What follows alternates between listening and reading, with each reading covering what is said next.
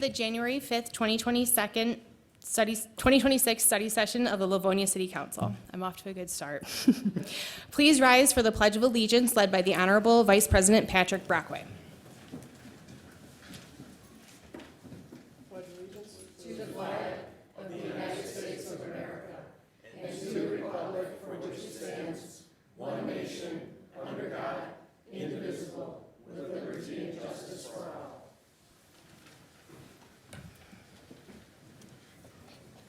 This meeting sets the agenda for the 2032nd regular meeting, which is a voting meeting that will take place on Wednesday, January 14th, where tonight's items will be officially voted on. First up on the agenda, I'm going to be introducing Erica Smith. She is our Director of Government Affairs.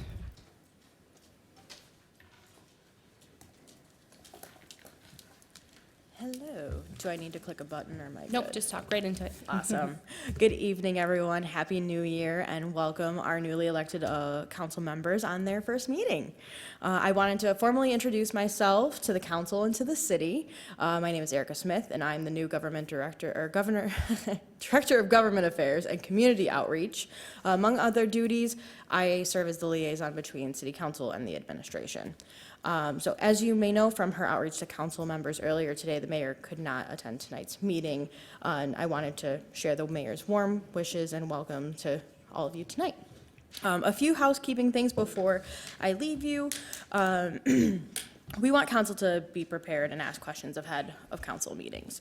To ensure that your questions are answered, we ask that all requests for information and questions come through my email, which is asmith@livonia.gov, and the mayor's staff email, mayorstaff@livonia.gov. This will ensure that the administration answers all of your questions in a timely fashion and ensure that all council members receive the same information. And with that, and the new year brings a new chapter, and we are really excited to write this one with all of you. In the spirit of commitment to our community, we look forward to the year ahead. Thank you all. Thank you. Okay, so now we will move on to audience communication. The council has set aside 30 minutes for audience communication for items not on the agenda. You will get 3 minutes each. And I just want to note, we have found a timer in council chambers. We have to figure out how to use it. So for the next meeting, we will have a timer right here so you can see your time. But tonight, Martha will be keeping time, and you'll hear her timer. So name and address for the record, please. Good evening, Steve King, Coventry Gardens. Good to see some new faces on council. Faces I believe will be more receptive to the concerns of residents.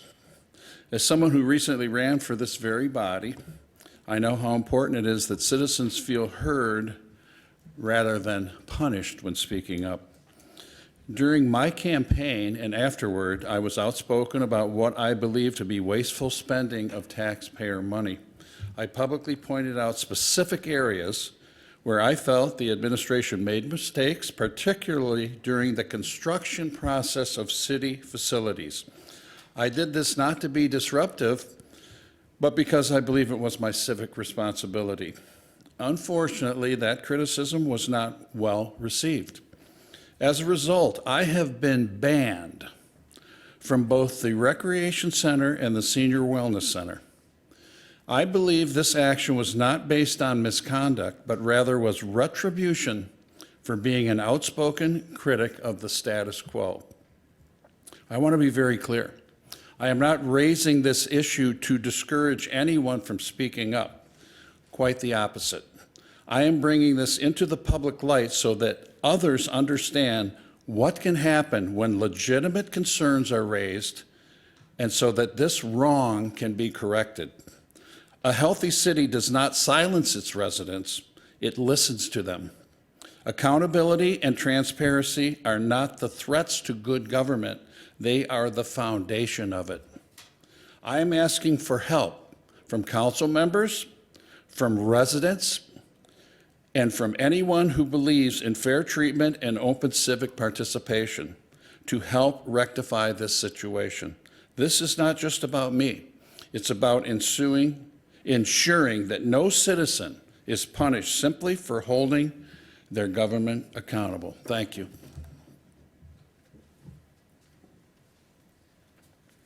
Hello, name and address for the record, please. Thank you, Christopher Martin, and as always, the great state of Michigan. Just a quick question for you, Council President. The woman that just stood over there earlier is, I didn't catch her name or would have written it down. Is that a new position that was created, or is that a replacement for Rob with 2 B's Dizwicki? Is that what has taken place? Is yes? Okay. Because, so she's going to be basically the go-to person between any city resident and the mayor? Is that what her position actually is? Okay. I just wanted to clarify that, okay, because she, like I say, she spoke pretty quick for me to try to write down her name. And the mic either was turned down low at the very beginning or she didn't speak loud enough to actually get that for me. Okay, so just wanted to mention that, let people know that she's a new person on that job. Okay. Thank you. Any other audience communication? That's it for my first meeting? Come on. Any council announcements? Councilwoman Budzinski? Yes, thank you. Welcome to all of the new council colleagues. Excited to work with you all and, ready for an exciting year ahead. I will just briefly address Mr. Martin's, questions to clarify. The Director of Government Affairs position has existed. The former director left for a new opportunity. Erica Smith is the new Director of Government Affairs, working as a liaison between council and the administration. Residents doing community development. Residents can always email the administration, fill out the form on our contact website if there are specific questions, or reach out to council members as well. We all try to be responsive and as helpful as possible. So if you're a resident with a specific concern, there's an online form. You can email the mayor's office. You can also email the council office. The council has a form, or all of our emails are on. The new folks, I don't know if they're on the website yet, so maybe give that one a week, but you can always find those of us who have been serving now for a couple of years. And then my final announcement is just that new year, new coffee hour. January 10th, this Saturday, 11 o'clock at the Civic Center Library. I'll be joined by our planning director, Mark Taramina, and we don't have much to update you guys on, so it'll be casual, come bring questions. We'll talk about what to look forward to in the year ahead. Thank you. Madam Chair? Martha? Councilwoman Tashnik, sorry. I was going to say Vice President, no longer. I appreciate that. Thank you. I also wanted to extend a warm welcome to all of our new colleagues. It's fun to see some new faces here, new seats. So welcome aboard, and I look forward to a really productive 2026 with all of you. So thanks for joining the team. Next, on a more serious note, I would actually like to refer an item to the Law Department regarding the number of car wash locations, where no new car wash location will be closer than 1 mile from any existing or approved car wash along the same corridor. This is something I've been thinking about quite a bit as I drive around our city. There does seem to be an inordinate amount along certain corridors, such as Plymouth Road, and I believe we need to reduce the clustering of these car washes.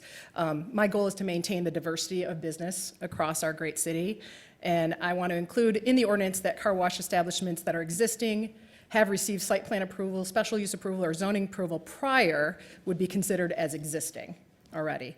I think it's important for this council to consider passing this ordinance with haste so we can promote balanced land use and minimize the consequences of actually too many and too close. I do stand by my previous statements that it can be concerning when cities get into banning or heavy regulating businesses, but this does seem like one we need to look at and something we can do to protect the market from a possible overflooding. So if I could get a report and recommendation from law, I would appreciate that. Thank you, Mr. Fisher, for that. Thank you, Mr. Chair. Or Mrs. Chair. Sorry. I know. Have it. I almost called you Mr. McCullough. Sorry. Anyone else? Councilman McCullough? Thank you. And this is through the chair to law. Do we have to vote on that at the regular meeting? I believe so. Yes, for a formal refer to the law department, you would have to have a vote at the regular meeting. Thank you. That's it. Madam Chair, real quick, just through the chair to Mr. McCullough. I actually talked to Law before this. I just wanted to get it on the book so he could get working, but yes, I would like to be able to vote on that at the January 14th meeting. Thank you. Councilwoman McDonald? Thank you. Want to welcome everyone to our meeting this evening, and also for our new colleagues, or all of us on here. I look forward to working with everyone. But I do have a little sad news. I don't know if some of you may or may not know, but Susan Rozek, she was the publisher and editor of the Livonia Observer for many years, and she passed away, unfortunately, within the last week. So she was a volunteer at St. Mary Mercy, and she was board of trustee there, and she was also one of the former members of the Livonia Community Foundation, and I think we should acknowledge her for a moment of silence, please.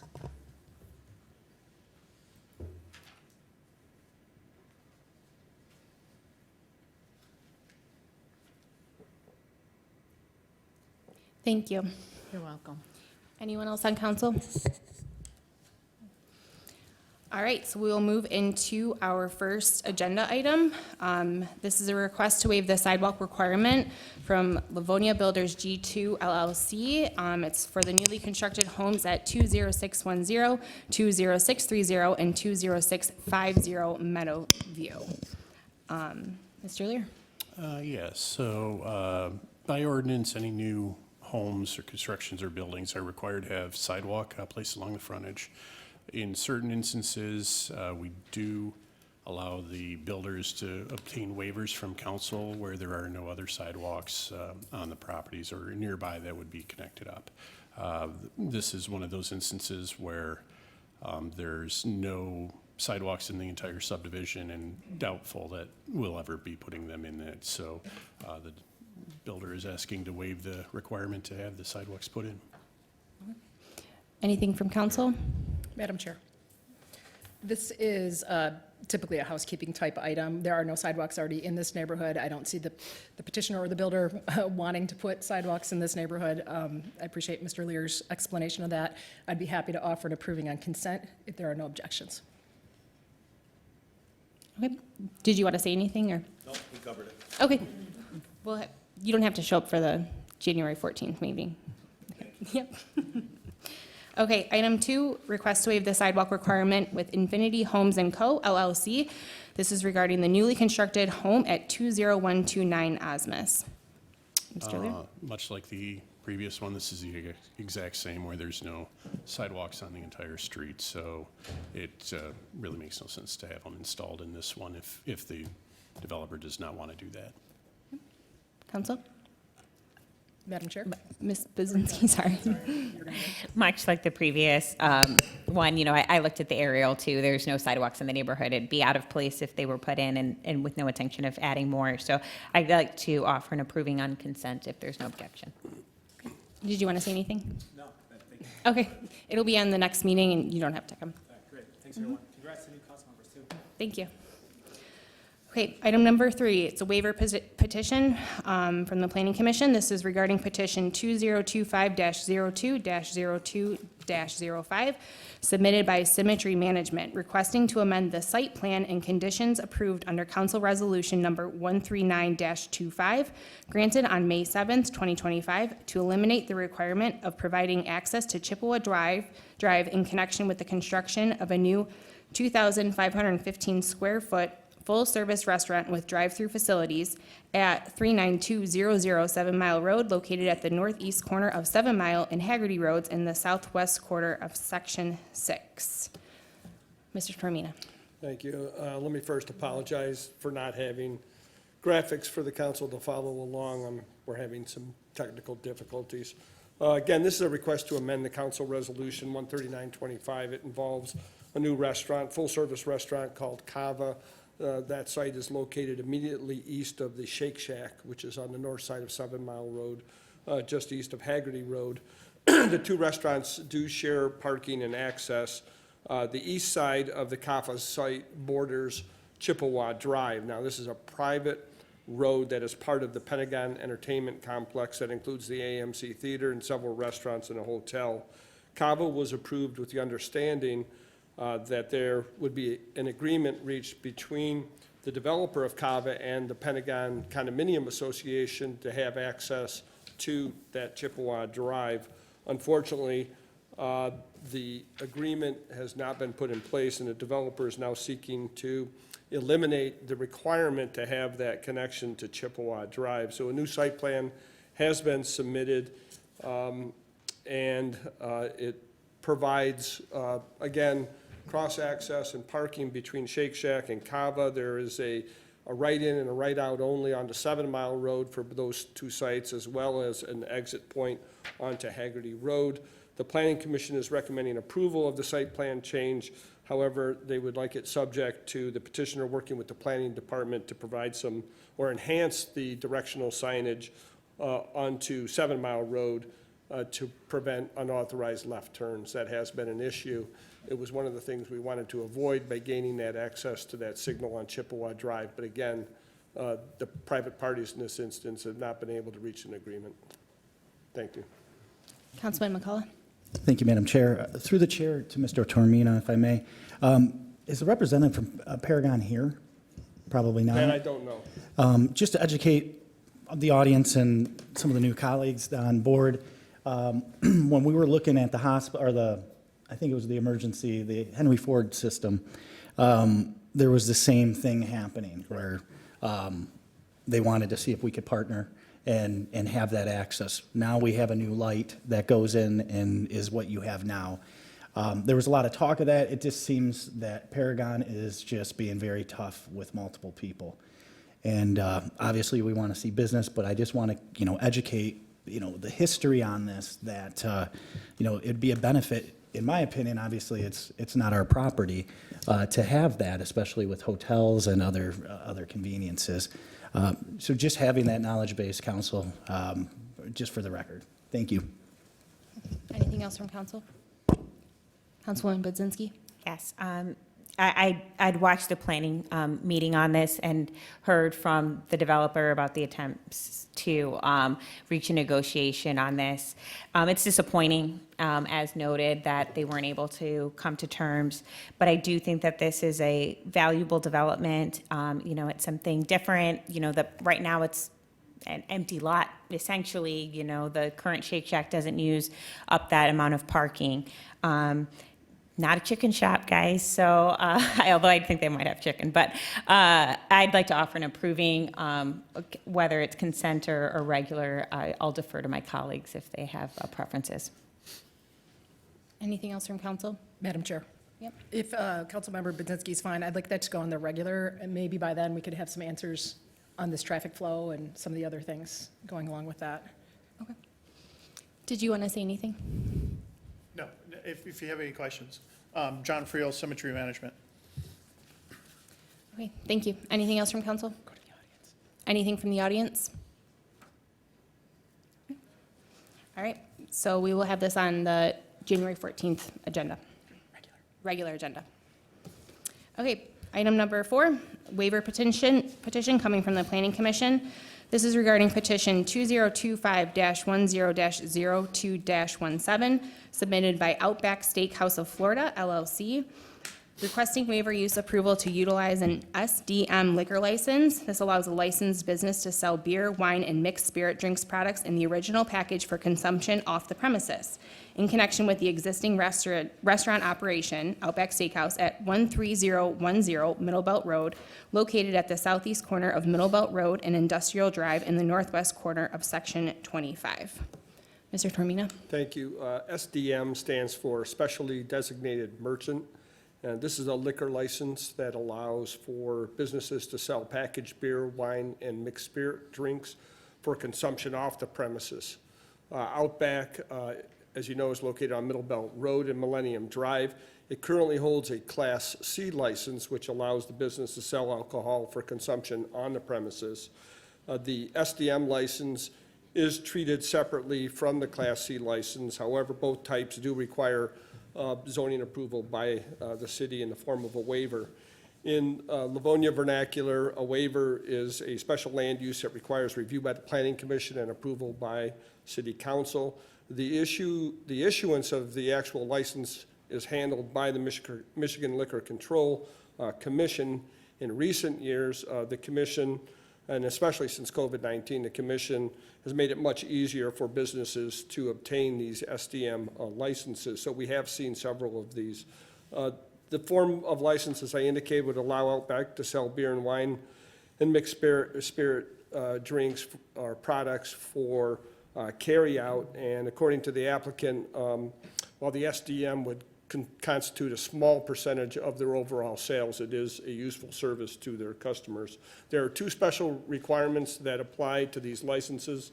One is that there has to be a 500-foot distance between any other business that carries an SDM license. In this case, there are two such businesses. One is Applebee's, located across Middle Belt Road. The other one is Costco, which is located on the other side of Millennium. The council can waive this 500-foot requirement.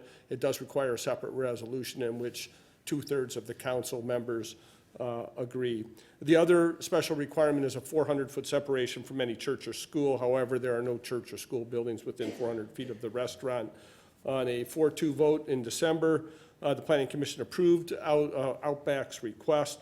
We are recommending that any approving resolution by the council stipulate that any transfer of the waiver use to another business other than Outback's would first require your approval. So this would limit this waiver. Typically, waivers run with the land, but council can restrict it to this particular business, and that's something we are recommending. Thank you. Okay, anything from council? Madam Chair? Councilman McCullough? Thank you. Through the chair to Mr. Tormina. Portillo's, they do not share, they're not selling it, but they do have a liquor license, They have a correct? Class C license or a tavern license, I believe. And that would include the mixed alcohol drinks? Yeah, those are separate. That's all based on alcohol content. So Okay. the SDM allows for certain prepackaged alcoholic products under a certain percentage of alcohol. Thank you. Just in, learning, when we were going through COVID, this turned into, I think we had a few businesses, I think there was a couple other restaurants, just to help, obviously, and I don't think that Outback is going to be using this as a huge revenue, more of a complimentary thing to a business experience. So I'd be happy to offer an approving on consent if there's no objections from my colleagues. With that, it might need to be on regular because it is a 2/3, so approving on regular. Madam Chair, Yes. if, is the petitioner, if I could have the petitioner come up, I just had a couple questions. Thank you. Good evening. Donnie Thompson, Outback Steakhouse, along with David Franchuk, Outback Steakhouse. Thank you. Through the chair to the petitioners, I just had a couple questions real quick. I was at the Planning Commission meeting, and I guess my biggest concern was the oversight with underage purchasing. You fumbled a little bit with the response on that, and I just wanted to make sure that we had a plan in place. Obviously, I know the question came up, underage person comes up in their car, their buddy's working in, they run out the 6-pack of beer or whatever. I just wanted to know a little bit more about your oversight on the underage sales. This, great question. This process will follow the exact same process we use in the dining room and the current process we use to sell alcoholic mixed drinks to go, where we would verify the person purchasing the beverage at carside before any beverage would be delivered. So there's no difference virtually if someone was dining in the restaurant or at the car, the same process would be followed. Okay. And I know with the SDM, we talked about packaged liquor, but now are we talking about you can make up a mixed drink, seal it, and sell it as well, or is this just? Yes, we already do that. So Okay. this particular request is to be able to offer, for example, a 6-pack of beer or a bottle of wine in addition to someone's entrees they purchased for that evening. So as you mentioned, complementary to kind of what we're already doing. Yeah, and I figured that's what it was. I just wanted to make sure that you had the opportunity to share that with the community, what you were looking to do. All right, Thank you. thank you, Madam Chair. Anyone else? Madam Chair? Yep. Thank you. I know in our council packet, we had a letter from the police department, and they stated that they were not in favor of this. Do you think we could get additional information from the chief's office if possible, just to make sure that they are comfortable with this, and if so, maybe if there are some stipulations, because I believe in the minutes from the meeting from the Planning Commission, that they said, I guess there were at some point some issues with serving the minors. I mean, and that's, unless I'm not right on that. I thought I saw that in the minutes.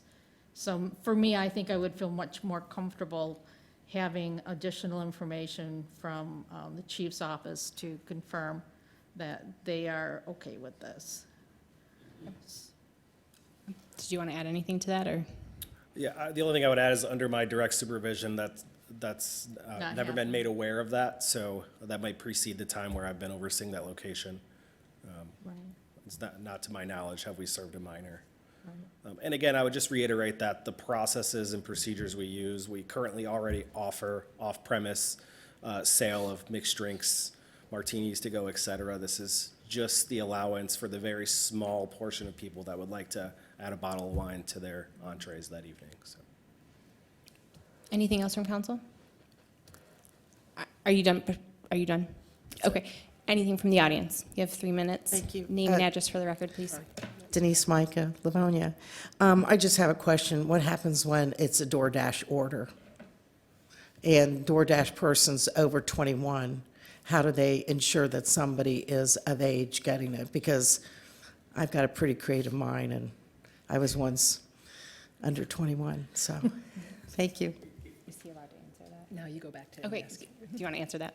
Yeah, I think that's a great question. We will not offer this for any third-party service. This will just be our own online ordering validated, so direct from business to consumer.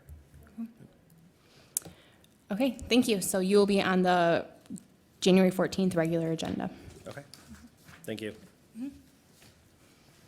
Item number 5, this comes from the Planning Commission. This is regarding petition 2025-10-02-18, submitted by Chirara Property LLC, requesting waiver use approval to operate an oil change establishment in connection with a previously approved coin-operated self-service car wash at 38400 Joy Road, located at the northwest corner of Joy Road and Hicks Road in the southwest quarter of Section 31. Mr. Tormina?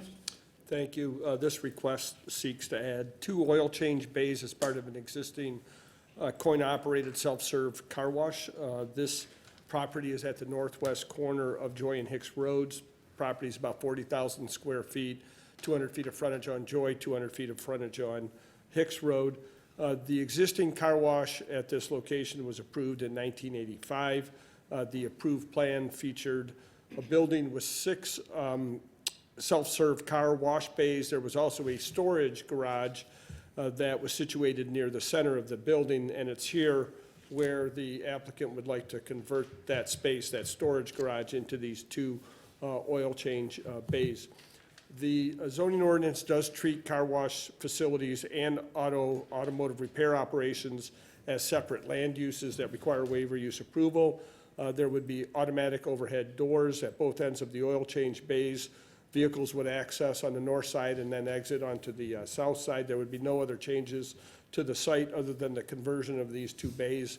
Some additional vacuums would be provided along the south side and along the north side of the property, but that north side had previously had cleaning stations or vacuum stations located there, so there's actually going to be a reduction in the number of vacuums on that side of the property.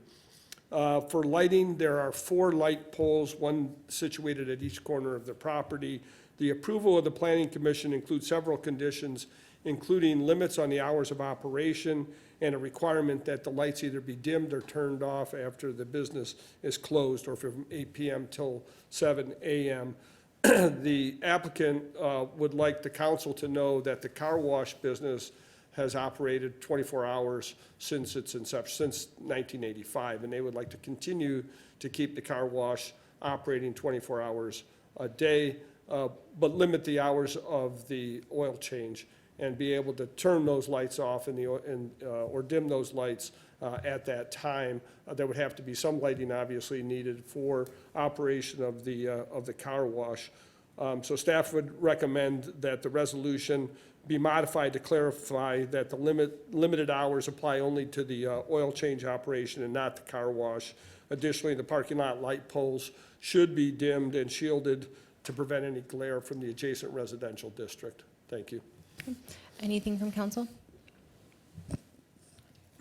And are you the petitioner? Yes. Did you want to say anything? No. Okay. Anything from the audience? Councilwoman Podzinski? Yes. So, you know, I think that this is a really interesting reuse of, you know, a good reinvestment, I should say, in an older car wash in our community. I know that you've been investing a lot in those improvements over the last few weeks or months, and so that's great. I know you guys also have 12 other oil businesses, so this isn't a new thing for you guys. You kind of know what you're doing. Is this your first one in Livonia? Yes. Through the chair, sorry. Same Sharara, 3800 Fort Joy Road.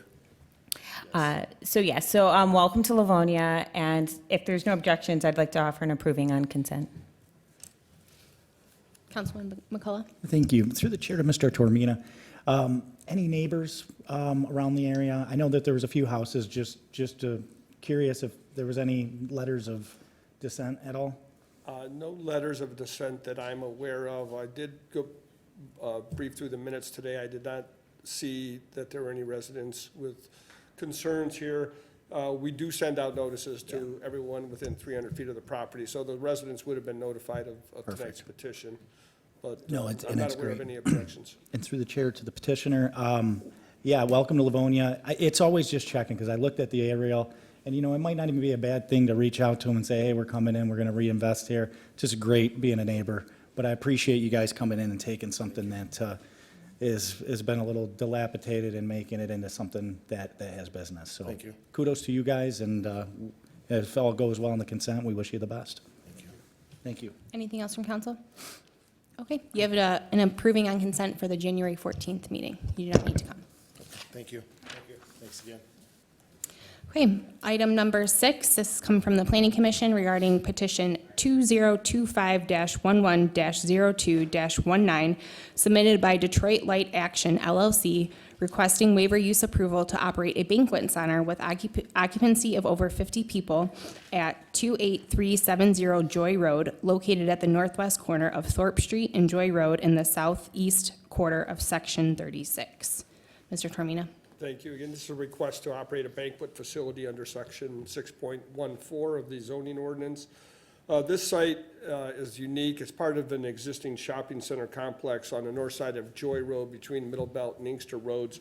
However, this complex comprises of 8 separate parcels. Each parcel is owned separately, and of the 8, I think 4 of those properties are under common ownership, not including the property we're discussing this evening. But the center overall features a pool hall, a church, a bakery, a pizza, and other tenants. Overall, it's about 26,000 square feet of retail space over 2.16 acres. This particular site is only 40 feet wide, and the unit is roughly 3,000 square feet in size. The zoning ordinance treats meeting rooms and event venues as permitted uses, provided that the space is less than 1,000 square feet or has a capacity of less than 50 people. A banquet facility, on the other hand, is defined as anything that exceeds these thresholds and it operates with more than 50 people or larger than 1,000 square feet. In this instance, in 2023, a permit was issued to a previous tenant called Cherish the Moments. They operated with a limited capacity, 50 or less persons, and they proposed a new tenant, which goes by Nova Loft, originally sought to increase the banquet facility's capacity to 125 people. However, the Planning Commission's approval places a limit of 100 people. So again, this is a banquet facility by definition because it's going to cater to more than 50 persons. They originally sought to have 125 as their maximum capacity. Planning Commission scaled that back to 100 people. There's another provision that states that banquet facilities cannot be located within 300 feet of a residential district. In this case, there are residential properties located to the north. Another stipulation that is not be located within 300 feet of a church or school. There is a church that operates within this shopping center. The church, as far as we know, does not have any objections. The adjacent tenant, in this case, the Rack Pool Hall, is okay with the parking. In fact, they've, I think, provided a letter to council indicating that they have no objections to the parking arrangement there. These special requirements, again, can be waived by city council with a special resolution. So if you have an approving resolution this evening, we will provide that additional language that waives those two requirements. So with that, I'll answer any questions. Thank you. Anything from council? Councilman McCullough. Thank you. Through the chair to Mr. Tormina. Do we have proposed hours on this? This might be something good for the petitioner. Thank you. The resolution, the applicant stated that they do not intend to operate, I believe, past 10 p.m. And thank you for reminding me, because I don't know that that language exists in the resolution. And if there's no objection by either the applicant or council, we could include that in the resolution for your consideration next week. Thank you. And then, if I may, could we go to the petitioner, or if you, petitioner's here? We are here. So we do plan on having. Sorry, can you state your name and address for the record, please? And Morella speak into the mic. Karahusic, 28370 Joy Road. Sorry, I'm a little under the weather, but we do plan on having events up until 10 o'clock, but we plan on giving them an hour for breakdown. So whether that be 11, 11:30, 12 o'clock is a hard time, just because we know some of the weddings take a little bit longer to break down. But hard cutoff times for everybody to be out of the building is midnight. But all events have a hard stop at 10 o'clock within that hour to two maximum of breakdown.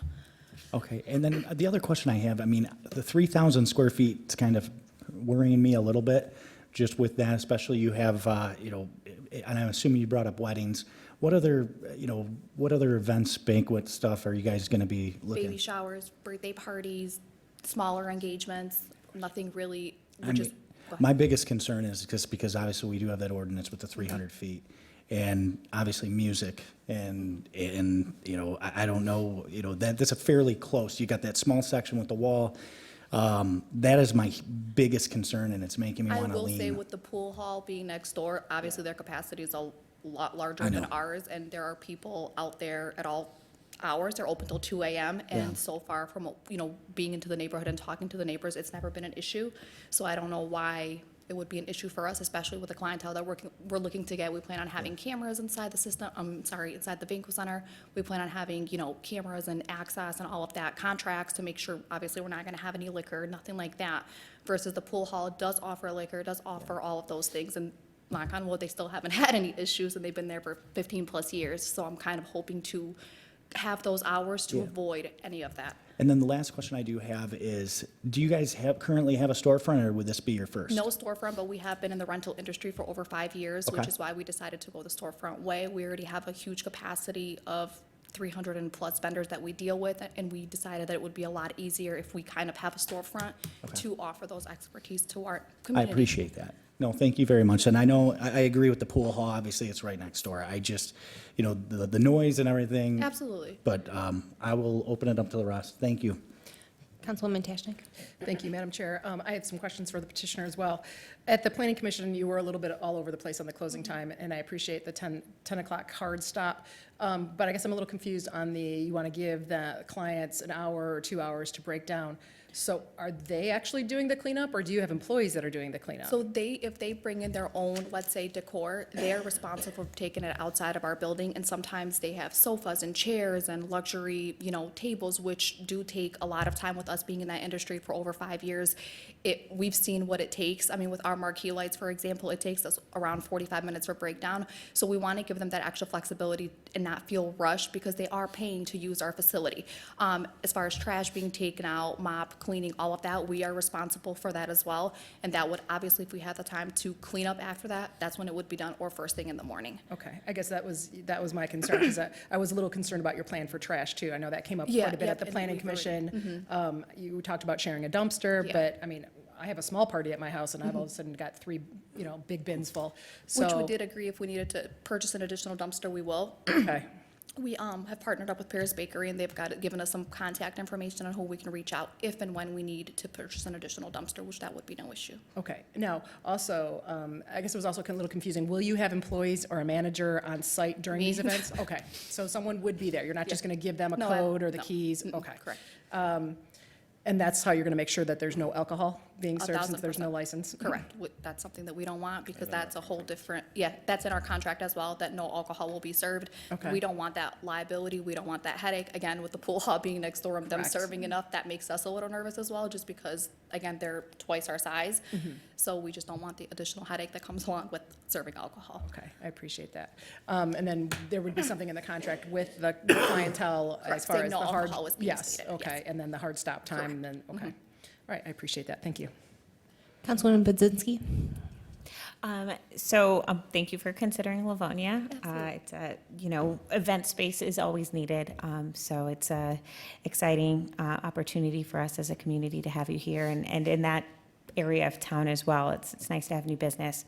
One thing I know from previous event spaces that have operated in the city though is that sometimes people at a party, they go out, they smoke in the alleyway. And so I was just curious, is there going to be limited access to the back for? No access to that back area whatsoever. Okay, That's in again, our contract as well. because it abuts residential, I just wanted to make Right. sure that we're keeping people Absolutely. forward facing towards the parking lot. As noted, there There's is actually a, going to be a lock on that back door with a key code where they will have no access to that. okay, good, thank you. I just, again, Absolutely. mindful of the neighbors Better safe that than already sorry. exist there, so thank Yes. you. Anyone else from council? Okay. Anything from the audience? Are you with them, or are you He's from the? with Oh, us. okay, He's our sorry. architect or designer. Can I get some direction, council, please? Oh, I'm sorry. I would like to offer an approving. I think this, what we need it on regular because of the stipulations that are associated with it. That's correct, yes. And if we could, Yes. through the chair, have direction on the hours. If there's going to be a limit on hours, if we could have some direction. Okay. I would propose, as they're saying 10 PM rental with, I guess, question to colleagues, open floor, would it be midnight to say closed building at that time?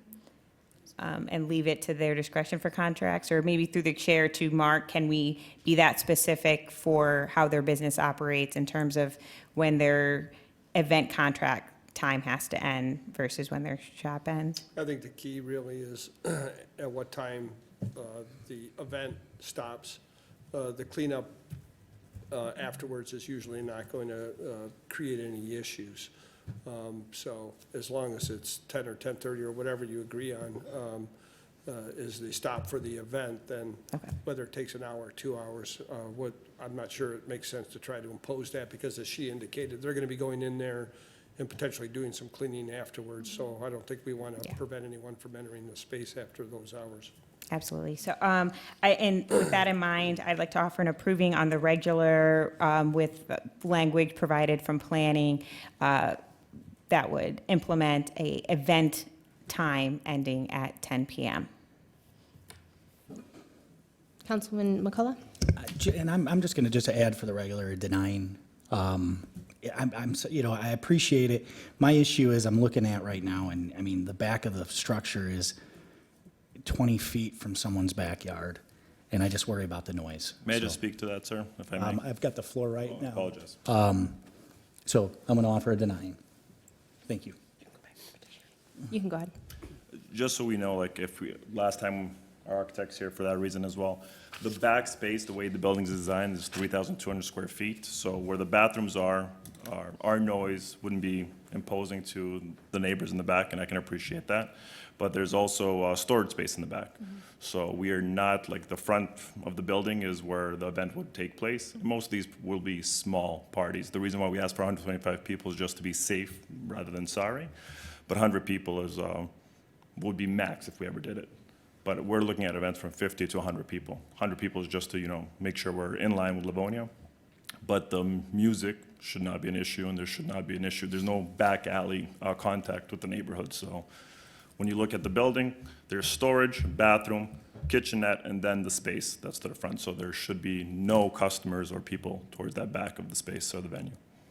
I actually went through the neighborhood once we purchased the building and actually spoke to some of our neighbors because it did used to be a prior event center, and asked how they operated and if there were, God forbid, any issues or anything like that. And we did not get any bad feedback as well, because I was curious to know, because we are out of Canton and not familiar with that area.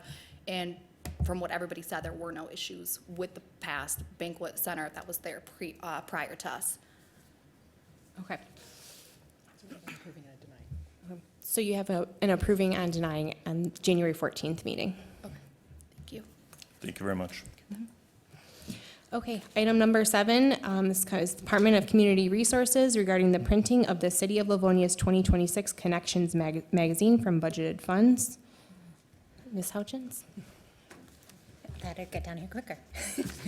Good evening, council. Welcome, new council members. Kristen Houchins, Director of Communications. I'm here to ask for your approval to award the 2026 printing contract for the city's Connection magazine to AccuForm. They were the lowest responding bidder. Following a competitive request for proposals issued in December, AccuForm submitted the most cost-effective bid for producing 3 64-page editions between spring-summer 2026 and winter 26-27, with an option to renew for 2027. While production costs increased across all vendors, AccuForm's proposal represents a savings of more than $15,000 annually compared to the other bidders, while meeting all the specifications outlined in the RFP. Awarding this contract ensures fiscal responsibility, continuity of publication, and flexibility for future renewal. Our current vendor is Hearst Magazine. They've done, or Hearst Publications. They've done it for the last couple of years. Their bid was significantly higher than AccuForm. AccuForm has been increasing their jobs with the city, specifically in DPW. They also produce the City of Novi's Engage magazine, and they do a very good job. We've always wanted them to bid on this, and this is the first time, so we were very excited about it. Anything from council? Madam Chair. Councilwoman Tashnik, sorry. Thank you. Happy New Year. Happy New Year. So, I appreciate the fiscal responsibility, and we're happy with the job that they do with the Novi magazine. I kind of brought it. I mean, ours isn't going to look exactly like it, but it's a very nice publication. They do a very good job with it. So we've been following them, especially when we were looking for a new producer. That was our holy grail, and now we finally get them. Perfect. Any reason why they all of a sudden decided to bid, or do we just say thank you and we're happy about it? Right.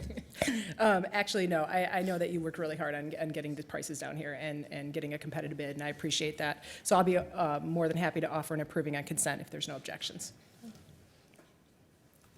Madam Chair? Sure.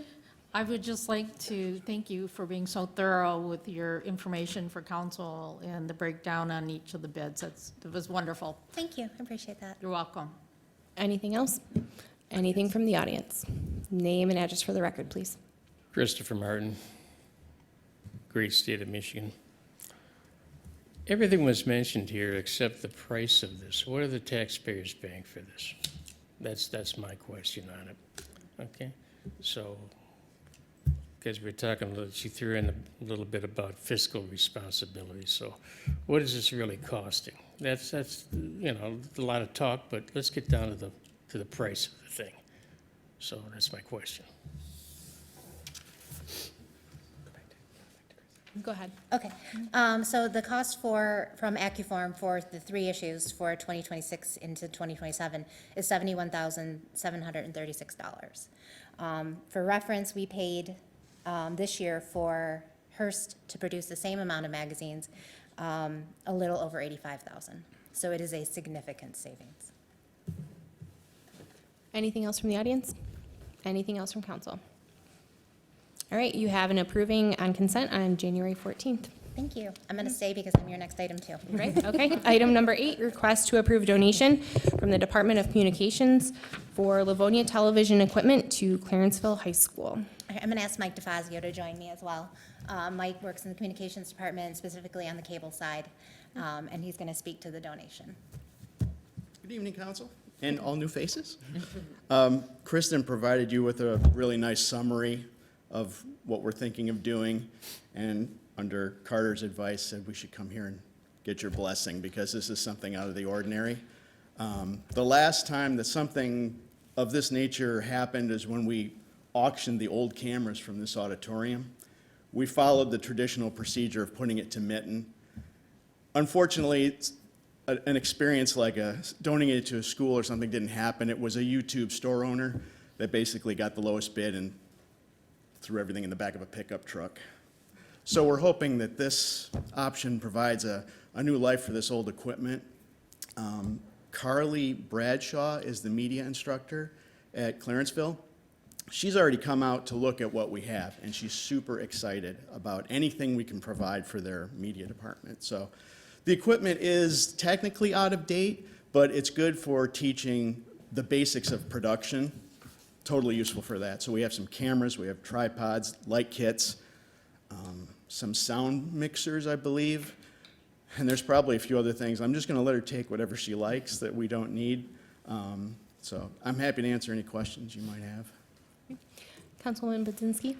I think this is just a fantastic idea, a great way to give back to the community and give new life to equipment that we're no longer using here in the city. So one, thank you for creative thinking and partnership with Clarenceville School District. They don't get necessarily the same type of attention as LPS generally gets, in the community. So I think this is particularly special. I'm sure that they appreciate that because they deserve it just as much. So I'd love to offer an approving on consent if there's no objections. Anything else from council? Anything from the audience? Okay, you have an approving on consent on the January 14th meeting. Thank you. Thank you. Okay, item number 9. This is a request to approve sublease and health services agreement with Trinity Livonia. This comes from the Department of Parks and Rec for continued operation of physical and occupational rehabilitation services at the Jack E. Kirksey Recreation Center from April 1st, 2026 to March 31st, 2030 run. Mr. Davis. Welcome, Council President, and all new faces and returning ones. Ted Davis, representing Parks and Recreation. We have a renewal of health services agreement before you. Trinity Livonia has been providing this service at the Jack E. Kirksey Recreation Center for the last 10 years. It's been a good working relationship. We'd like to continue it, and that's what this renewal is before you. Highlights of this: for the space, they would receive $60,000 per year lease payment to the city, and they purchased 20 corporate passes. Right now, they are running PT and cardiac rehab out of the space they have. So it's not just the space, the small office space. They also go out and use the equipment, use the rest of the facility. Again, it's been a good partnership. We're happy to have our local hospital there, and we'd like to continue the relationship. I'm happy to answer any questions council may have on this. Anything from council? Councilwoman Budzinski? So I noticed in the sublease agreement that our map is wrong because we've had some changes in the rec center happening. And so I just wanted to point that out to maybe update it so we can see all our beautiful new gym and so forth, at least in our packet. I thought I'd make that note. But I agree, it's a great program. When I use the rec center, I always see the patients working with the Trinity staff. And so I'd like to offer an approving on consent if there's no objection from my colleagues. Anything else from council? Anything from the audience? Okay, you have an approving on consent on January 14th. Thank you. Okay. Item number 10 is a request to waive the formal bidding process and extend contract 24-G unit prices with Joe Rotundo Construction Corp., Department of Parks and Rec, for the repaving of the front entrance at the Jack E. Kirksey Recreation Center in a not-to-exceed amount of $129,935.50 from budgeted funds. Mr. Davis. Thank you, Council President. This is very rare that we don't do bids on projects like this. This is one of those instances where the deal is too good to pass up. We have Rotundo Construction, who have done our sidewalk program for years and years, have done a fantastic job with that, and they are holding 2025 unit pricing for us, which is a fantastic deal. So we're going to be able to repave the entire front entrance of the rec center, where you don't think pavement needs to be done every so often, it does. We're gonna end up spending this $129,000. It's not a really sexy fix, but it will certainly be appreciated by anyone with any mobility issues. It will eliminate the trip hazards that are currently there. We have grind down sections as much as we can. We are to a point where the whole entryway needs to be replaced. We're thankful for Rotundo also willing to do 2 or 3 pours on this project that will enable us to keep the entries open. So there'll be some adjustment for patrons coming in for the couple weeks this is going on, but we're still gonna have access to the facility and not have to close down entirely. I'm happy to answer any questions council may have on this project. Anything from council? Madam Chair? Councilman McCullough? Or All right, thank you. I appreciate them, Rotundo keeping the pricing to last year's pricing, but being that we are over the $30,000 threshold, Yes. should we not, I believe we should be going out to bid on this. We absolutely could go out to bid on this. We're gonna end up spending more. I mean, I'm happy to take this out to bid, but it will come back higher than this number. Okay, have you gotten quotes at all on They this? win the sidewalk, but they win the sidewalk contract because they're the lowest price. And again, Dave, can you answer, how many companies bid on our sidewalk program in a given year? The pricing that you're getting was bid out in 2024, and Rotundo agreed to extend those prices to 2025, which was approved last year. They're carrying forward the same pricing from the 2024 bid when we had, I think, 3 companies do it. Yeah. Their prices were quite a bit less than the other 2 at that time, let alone having to go out again would most likely, the other ones would even bump it up even more. So, yeah. Anything else from council? Councilman McCullough? Thank you, Madam Chair. This one is kind of, obviously I could see the optics, but having been on council and knowing the construction industry for the concrete, this is, even with current prices, is top-notch. And Rotundo doing a 3-pour, that, Ted, you could have broken it down further. What that also means is any short load charge on a concrete truck, which is usually 50 to 60% higher, they're gonna take that. Normally, I would be all for going to Mitten, but the prices that are currently here, I do think that if we did go to Mitten, especially right now, it would be extremely, probably 30% higher. Plus, I'm sure with Rotundo, they'd be ready to hit the ground running probably when frost laws lift, if we even get frost laws this year. So I'd be happy to offer an approving on regular, just obviously if there's some questions, but this is a company that has done great things, and this is obviously a need to the rec center. So thank you. Anything else from council? Madam Chair.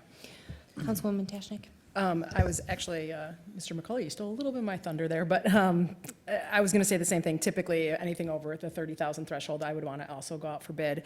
But having sat on council and watched the bids come in, and the sidewalks, especially Rotundo's, not only do they give us great pricing, they give us great product. And I think that's important here, too. My hesitation to go out for bid here is the time delay that it would take to get this project done, and we want to be able to hit the ground running. There are a lot of trip hazards over there if you walk around, and that gives me pause, so I would like to get this project done as well. So I appreciate the comments from Mr. McCullough, and I agree. Anything else from council? Anything from the audience? Name and address for the record, please. Christopher Martin. Just a quick question here. I do like Joe's work. Let me comment that. And I mentioned that on when Joe got the repeat contract for the cement work. I stated at the time that the cement work outside of City Hall here, where he stamps his name in it, is top-notch, okay? No cracks in the thing. So I have no problem with that. My question is, will there be a heating element underneath this that is similar to the heating element that's under the library entrance where the snow, I mean, Ted had mentioned trip and fall incidents, and that at the library there, it took me well over a year and 4 appearances here to get a 10-minute job done as far as grinding some trip and fall that was over there. So I can understand Ted's concern if there's going to be trip and falls over there in the entrance to the rec center. Are there going to be a heating element underneath that to melt the snow, such as we have at the library? That's my question. Mr. Davis? That's actually a great question. Sure it is.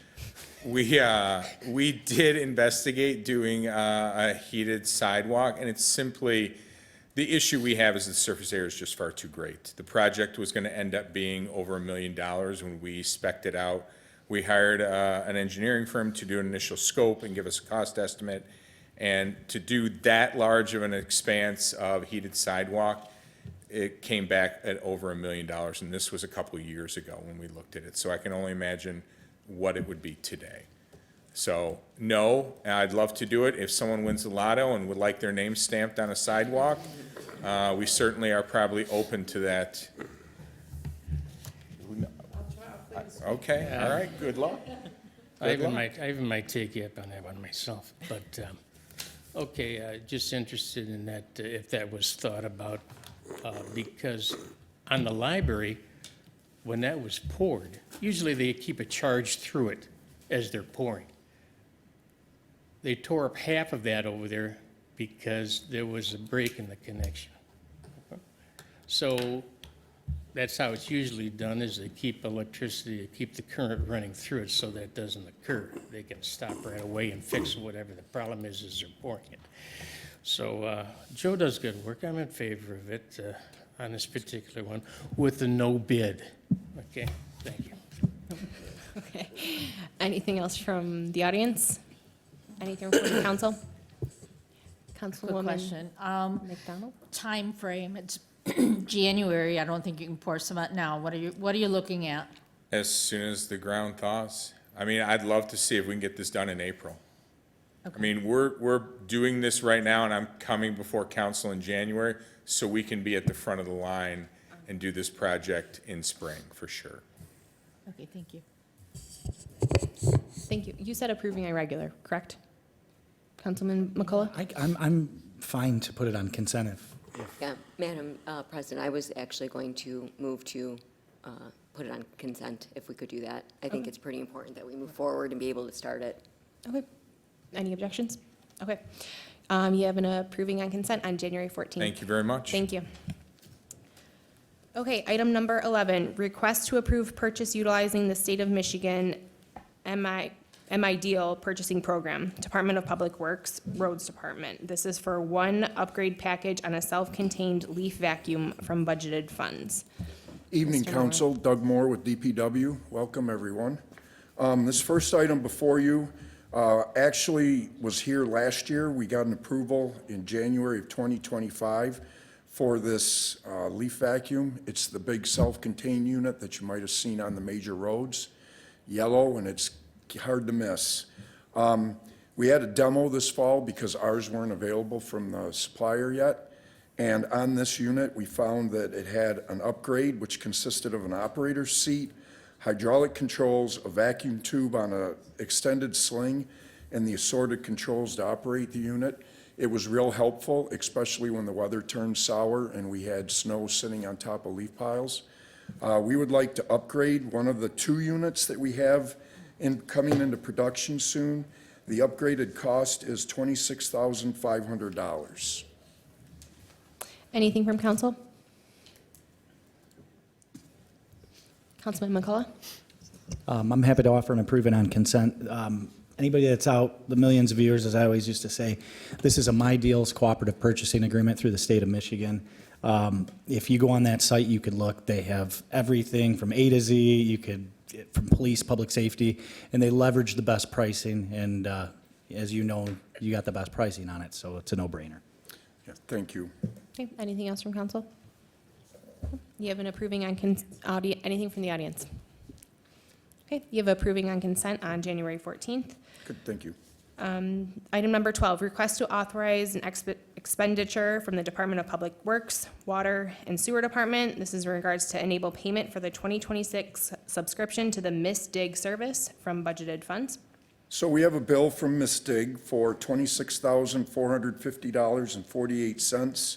We take part in Miss Dig. We also flag for Miss Dig. We do water service and sewer lines. The blue flags are ours in the right of way. But we also require the service when we have to go out and do digging, and the fee is our share of paying for that. Plus, there is training involved with it and a couple of the computer system upgrades they're charging, or computer system things that we have to help pay for. Anything from council? Madam Chair. Councilwoman Tashnik? Thank you. This is something we just actually have to do. I mean, it really is. And, Yes. and I know Mr. Moore knows that as well. So I'll be happy to offer an approving on consent if there are no objections. Anything else from council? Anything from the audience? All right, you have an approving on consent on January 14th. Item number 13, this comes from the Department of Public Works again, an award of bid. It's for building maintenance for the city's fire protection system from budgeted funds. So this item is for the fire panels in the buildings. It was bid on Mitten on November 14th.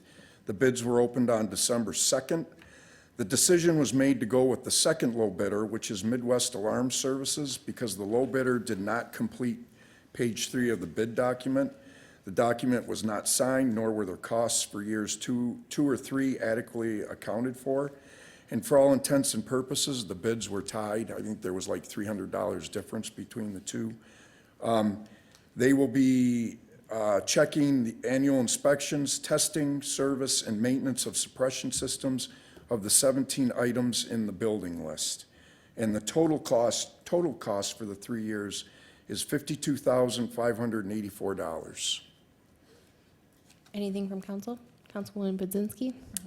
Another, more housekeeping item. So thanks for your due diligence on getting the bids and going through them. I'd like to offer an approving on consent if there's no objection. Anything from council? Anything from the audience? You have an approving on consent on the January 14th meeting. Thank you. Item number 14th, request to extend contract with Boone Development LLC. It's DBA Sod Solutions. This comes from the Department of Public Works, the Forestry Division, for the 2026 tree trimming services for an additional year with current pricing from budgeted funds. So this was bid out in November of 2024. It was a one-year contract with a one-year extension. We are heading into the one-year extension. We are looking to increase the costs or the amount that was in the letter to council. In that letter, there was $250,000 requested. We'd like to increase it to $375,000. It allows us to do some more tree work. There's a line item in the annual budget in the refuse account that it deals with forestry services. That line item includes tree trimming and tree removals. This year's tree removal costs were a little bit lower than the last several years, which allows us to do more tree trimming now. If we had $1 million, we probably would not catch up on the amount of tree trimming that we have to do. This is a not-to-exceed amount, so when we get to $375,000, the contractor gets shut down. We've operated that way since Sod Solutions has been here working for us. The bid pricing came from 2024, and Sod Solutions was by far the low bid of the three. And like I said, I think they've been working for us since 2009. Anything from council? Councilwoman Budzinski? Thank you, Doug. Tree trimming, obviously, a big topic of conversation, important for our power lines and just general city maintenance. Contract extensions that keep pricing, are always nice.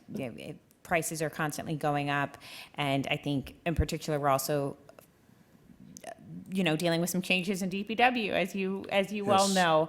And I think the opportunity to kind of breathe easy and knowing that there's an extension, we can buy some time as we're adjusting to the changes with DPW is a good thing for everyone. And so I'd like to offer an approving on consent if there's no objection from my colleagues. Okay, anything from council? Madam Chair.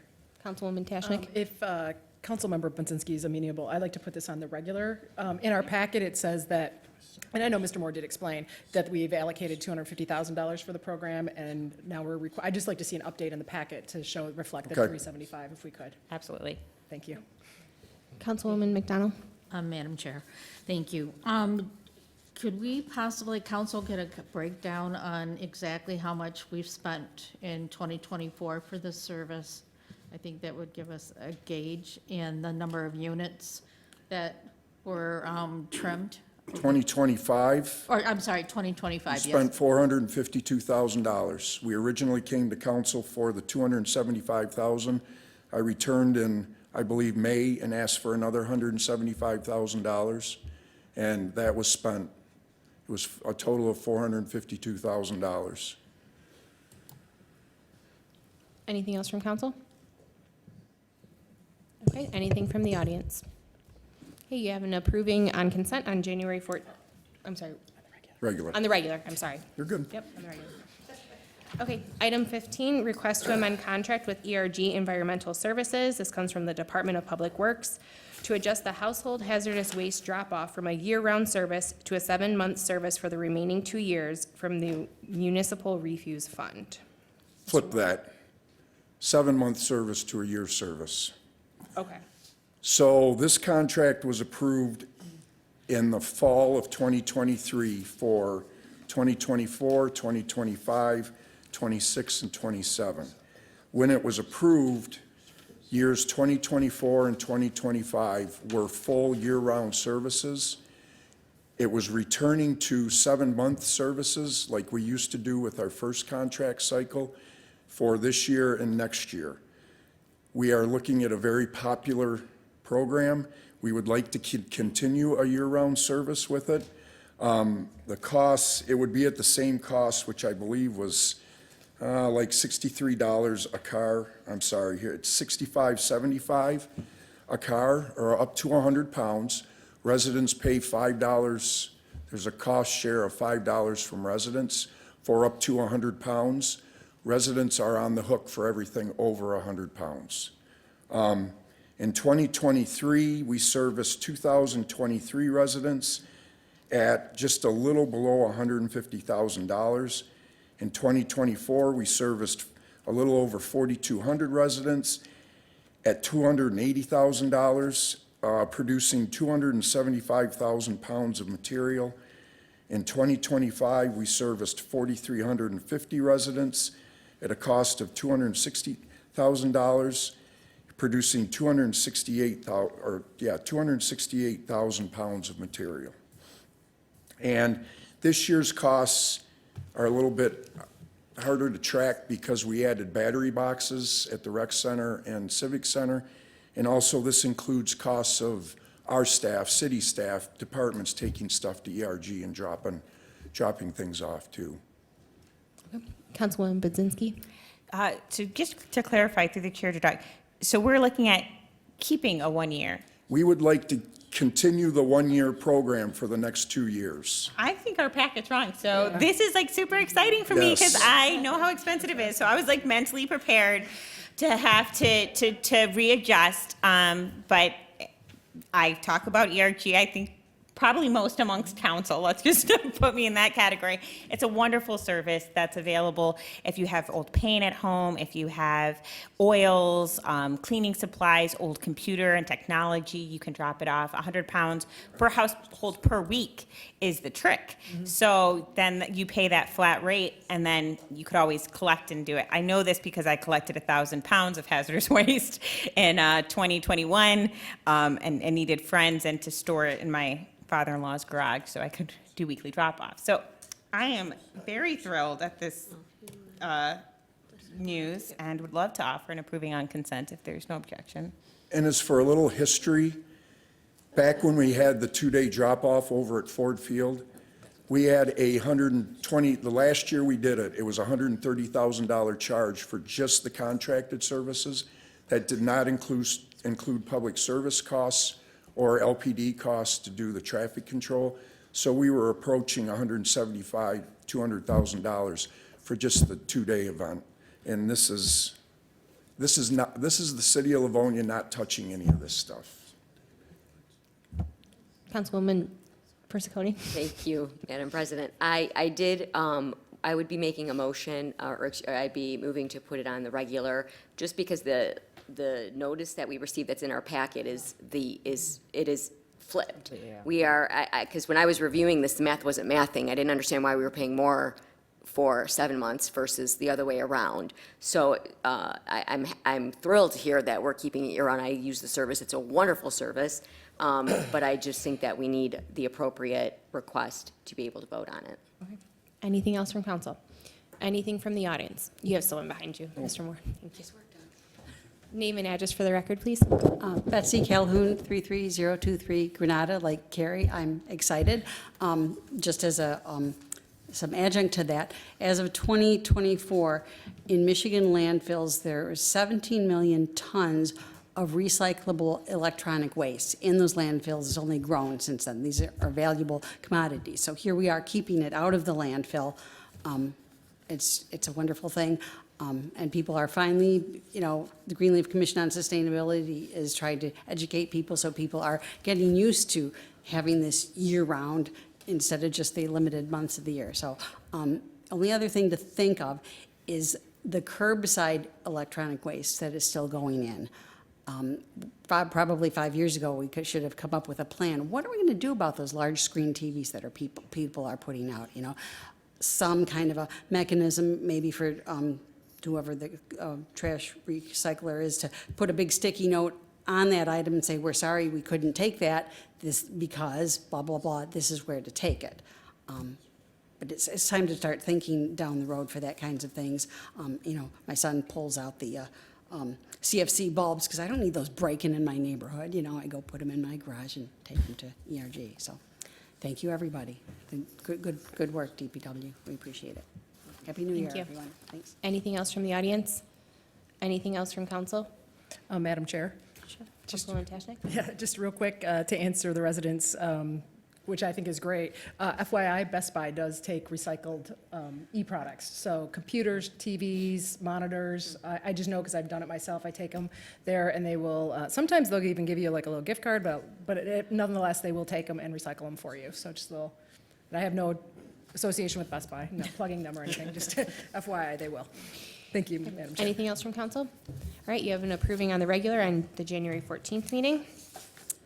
All right, moving on to item number 16, request to approve software licensing and maintenance agreement with sole source provider. This comes from Public Works Division with Azteca Systems LLC, including CityWorks Online, for the DPW work management system for the period of March 1st, 2026 through February 28th, 2027 from budgeted funds. Mr. Moore. For those of you who are new, you will quickly learn the word CityWorks.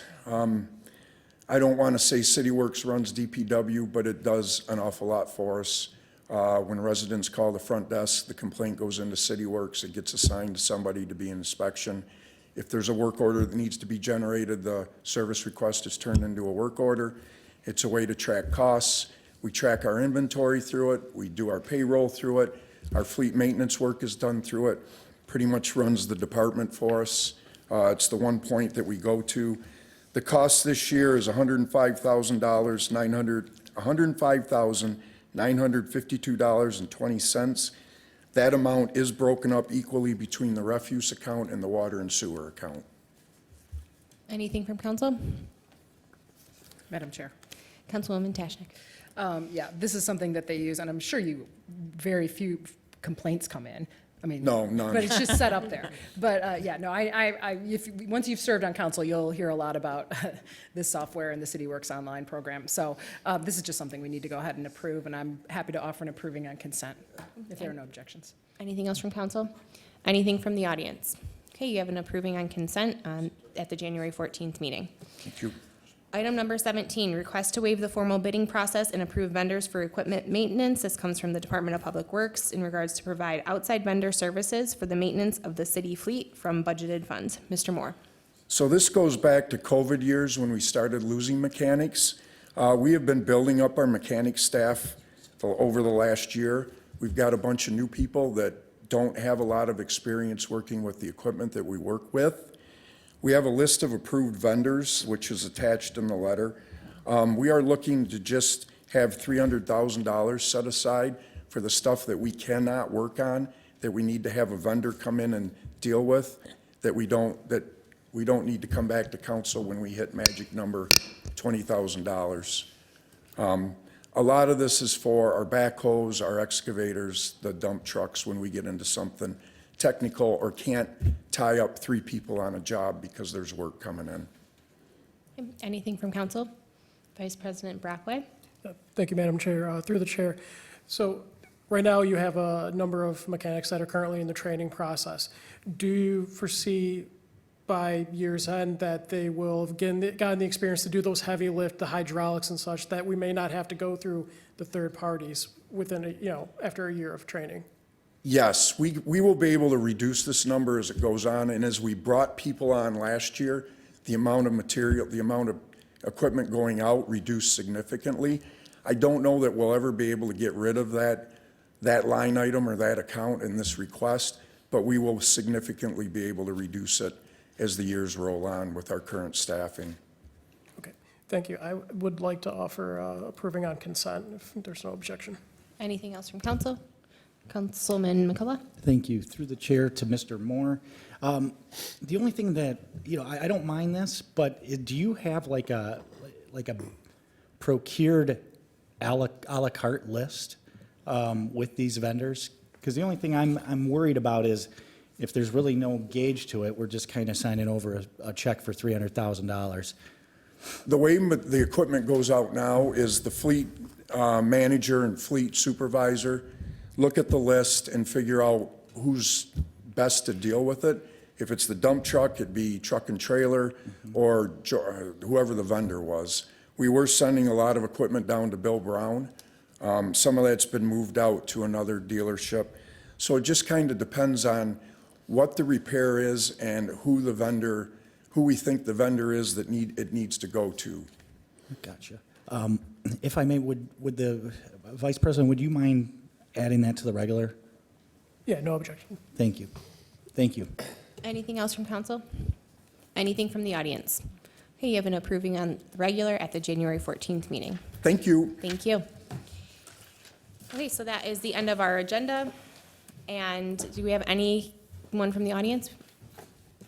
Audience communication, 30 minutes.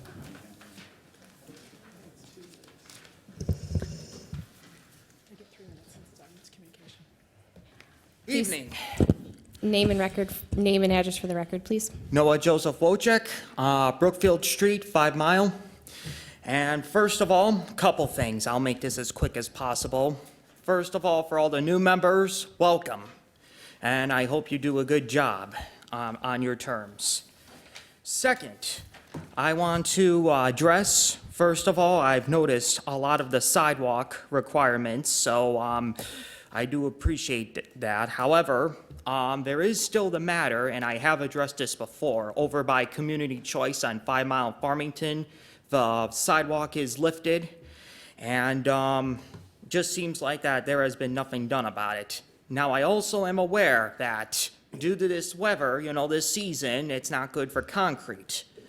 And also there is some other areas, the sidewalk that's in between, that is by the road of Hubbard as well as the rec center, cement lifted.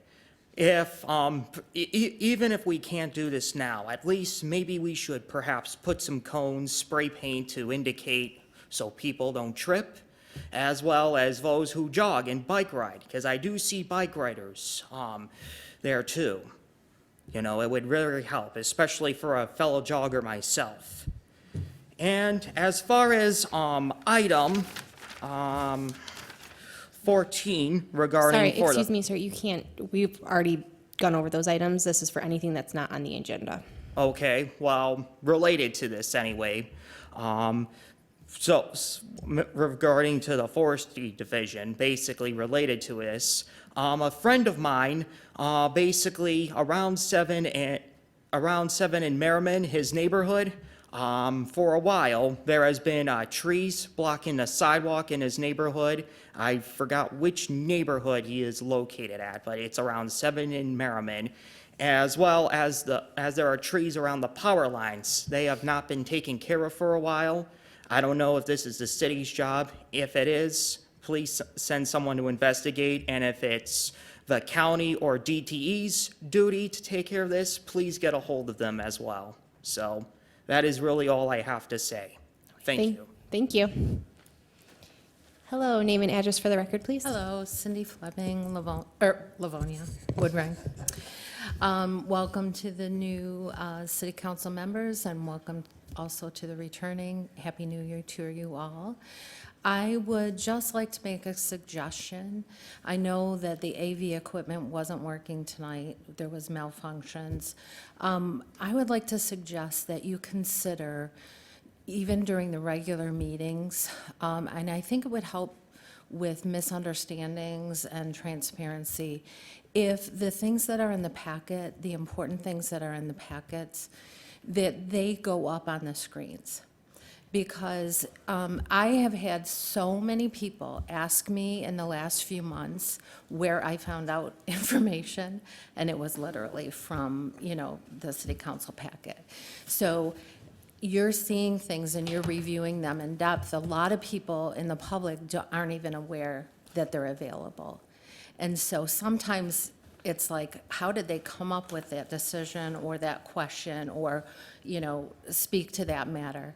And I think it would just help everybody. So I would just ask for your consideration of the possibility of doing that. And I actually think it would shorten some meetings, because if people have a visual, there's different people learn different ways, and it might help cut down repetitive questions or discussions. Thank you.